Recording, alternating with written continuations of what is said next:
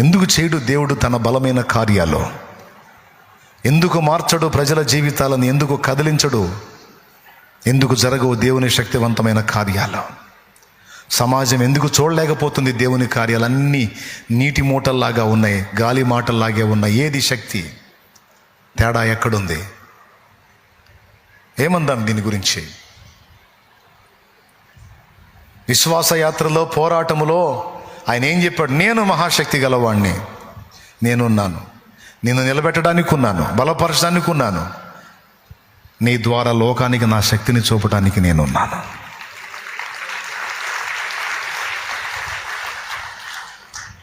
భక్తుల చరిత్రలు చదివితే మైండ్ పోయే కార్యాలు ఉన్నాయి. అందులో భక్తుల చరిత్రలు చదివితే మైండ్ పోయే కార్యాలు.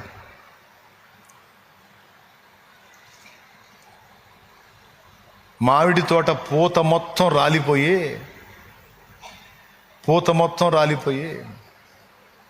పనికి రాకుండా అయిపోయిన తోట.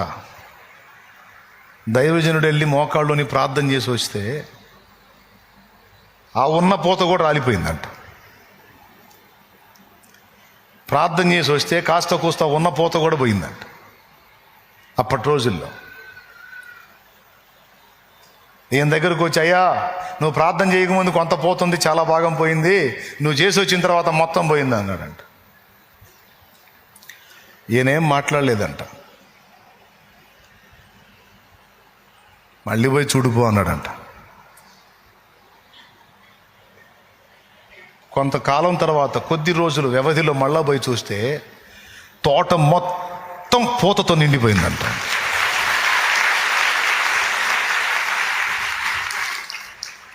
పోయి చూడిపో. తోట మొత్తం మళ్ళా పూతతో. వాస్తవంగా పూత రాలిపోయిందంటే ఇంకా ఆ సీజన్ అయిపోయినట్టే. మళ్ళీ ఎట్లా సాధ్యం? పోవాయా, పోయి చూసుకోపో. ఏనేం కంగారు పడలా. అయ్యా ఉన్నది కూడా పోయిందా? అయ్యో అనలా, అసలు తొణకలా. నేను అక్కడ చెప్పొచ్చి ఆయన చూసుకుంటాడు. పూత రాలదు వెళ్ళదు, పోవాయా, రాలినా మళ్ళీ వచ్చింది పో. పోయి చూస్తే తోట మొత్తం. ఆ దెబ్బకు వచ్చి సాక్ష్యం చెప్పాడు. అలా ఒకటి కాదు, ఇక్కడ ఈ చెవి పక్కన బొల్లు మచ్చతో వచ్చింది ఒక అమ్మాయి. ఆ మచ్చను బట్టి పెళ్లి కావటంలో అవమానపరుస్తూ ఉన్నారు. ఆ మచ్చ ఒళ్ళంతా వస్తుంది, పెళ్లి కాదు. ఫ్యామిలీ ఆ పాపం తీసుకొచ్చారు. ముసలాయన, దైవజనుడు ముసలాయన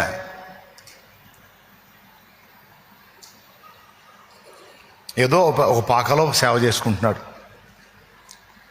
ముసలాయన ఒక పాకాలో సేవ చేసుకుంటున్నాడు. వచ్చారు, ఆయన దగ్గరకు వచ్చారు. ఆయన చుట్టూ జనం ఉండేసరికి అమ్మాయి సమస్య వాళ్ళ ముందు చెప్పటం ఇష్టం లేక ప్రార్థన చేయించుకొని పోయారు బయటికి. దేవునికి స్తోత్రం. ప్రార్థన చేయించుకొని వెళ్ళారు బయటికి పోయినాక అమ్మాయి తగాద వేసుకుని, అసలు నన్ను తెచ్చింది ఎందుకు ఇక్కడికని. ప్రార్థన చేయించడానికే, కానీ ఈ విషయం చెప్పడానికి అందరూ జనం ఉన్నారు అమ్మాయి, అందుకని చెప్పలేదు అంటే కేకలేసింది. అంతకాడికి ఎందుకు తెచ్చారని మళ్ళీ తీసుకొచ్చారు. ఎందుకు వచ్చారు అన్నాడు.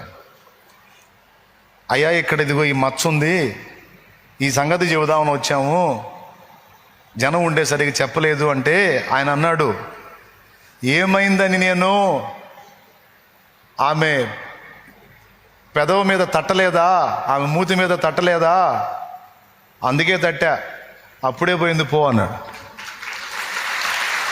బయటికి పోయి చూసుకుంటే అది లేదు. భక్తుల అనుభవాలు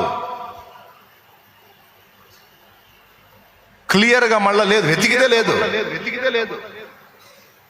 ఎన్ని కహానీలు కాదు, ఒరిజినల్గా జరిగిన కార్యాలను బట్టి అన్యజనులు అనేకులు దేవుని తట్టు తిప్పబడినటువంటి ఘట్టాలు. ఇక్కడ సేవకుడు విశ్వాసి అన్నది కాదు, దైవజనులలో చైతన్యం రావాలి, భక్తిపరులైన విశ్వాసుల్లో కూడా చైతన్యం రావాలి. మీరు ప్రార్థించినప్పుడు రోగులు స్వస్థత నొందెదరు అన్న మాట అబద్ధమా? ఆ మాట అబద్ధమైతేనేగా, శక్తిహీనంగా ఉంటేనే కదా ఇదంతా జరగంది. అది నిజమైతే, ఆ మాట వాస్తవమైతే, మన భక్తిలో నిజంగా ఆ వాక్యం యొక్క శక్తి పనిచేస్తే ఆ కార్యాలయ్యి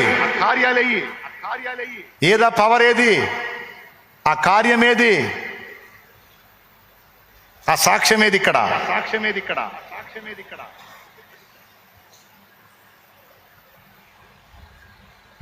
భక్తులు ఏది? దేవుని కార్యాలు ఇయ్యి. ఏమనుకోవద్దు, ముగించా. విన్నప్పుడు ఉద్రేకం వచ్చింది, విన్నప్పుడు ఆవేశం వచ్చింది, కరెక్టే కదా. పైకి భక్తుల్లా కనపడుతున్నాం కానీ శక్తిహీనంగా అయిపోతున్నాం, శక్తిని ఆశ్రయించలేకపోతున్నాం, శక్తిని లోకానికి చూపలేకపోతున్నాను ఫీలింగ్ వస్తుంది. కానీ ఈ కాసేపే బయటికి పోయి సెల్ ఓపెన్ చేయి, పాస్టర్ గారు రేపు తెల్లారి ఓపెన్ చేయి, చెప్పిందంతా పోయిద్ది, ఏముండదు ఇక. ఒక సమాజం ఉజ్జీవింపబడాలి, ఒక సమాజం ప్రభావితం కావాలంటే ఒరిజినల్గా దేవుని శక్తి పని చేయాలి, దేవుని శక్తి దిగి రావాలి. పొద్దస్తమానం శక్తిహీనమైన భక్తుల్లాగా, బలహీనమైన భక్తుల్లాగా, పనికి మాలిన భక్తుల్లాగా మనం బతుకొద్దు. ఏది మన మోకాళ్ళ అనుభవం, ఏది మనం దేవుని సన్నిధిని అనుభవించింది, దేవుని చిత్తమైతే రేపు చెప్తా, మరికొన్ని సంగతులు రేపు చెప్తా. దీనికి సంబంధించి మనం మార్పు చెందాలి, దేవునితో మన నడక మారాలి, దేవునితో మన సహవాస విధానం మారాలి, దేవునితో మన ప్రవర్తన మారాలి.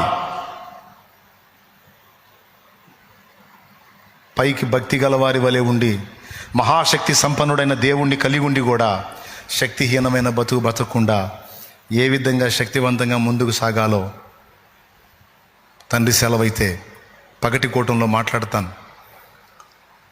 ఈరోజు దేవుడు మనతో మాట్లాడిన విషయాన్ని దృష్టిలోకి తీసుకొని మీరు ఎలాంటి తీర్మానాలు చేస్తారో చేయండి.